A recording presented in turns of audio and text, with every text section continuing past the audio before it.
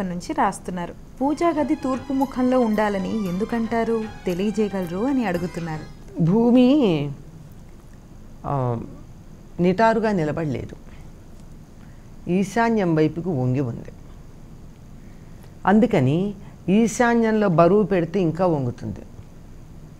దేవుణ్ణి అక్కడ పెట్టుకుంటే మనం వంగకుండా ఉంటుంది, ఖాళీగా బరువు పెట్టాం అని చెప్పి భూగోళానికి సంబంధించిన అంశాలను గురించి చెప్పేవాళ్ళు ఈ సమన్వయం చేసి చెప్తారు. ఇది లాజికల్గా బాగానే ఉంది, అంతకన్నా పెద్ద విషయం ఏం కాదు.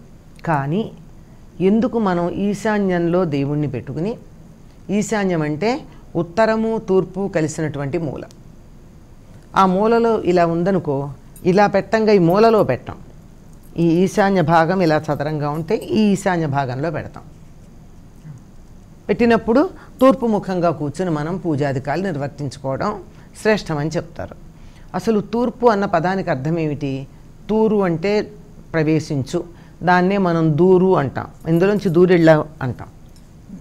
ఆ తూరే మనకి వ్యవహారంలో దూరైంది, ప్రవేశించేది అని అర్థం. ఏమిటి ప్రవేశించటం? మనం విశ్వంలోకి ప్రవేశించి విశ్వంలో ఉన్నటువంటి చైతన్యం మనలో ప్రవేశించాలంటే దానికి ఉన్నటువంటి మార్గం తూర్పు దిక్కున ఉంది గనక సూర్యుడు కూడా అక్కడి నుంచే బయటకు వస్తున్నాడు.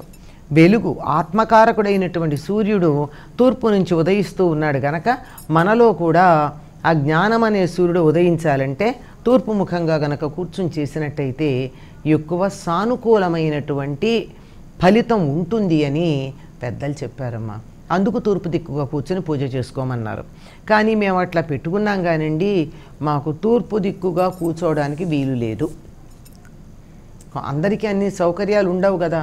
అప్పుడు తాము తూర్పు దిక్కున కూర్చుని పడమటి వైపుకి తిరిగి, అప్పుడు దేవుడు తూర్పు ముఖంగా ఉంటాడు, మనం పడమటి ముఖంగా ఉంటాం, అట్లా కూర్చునైనా పూజ చేసుకోవచ్చు.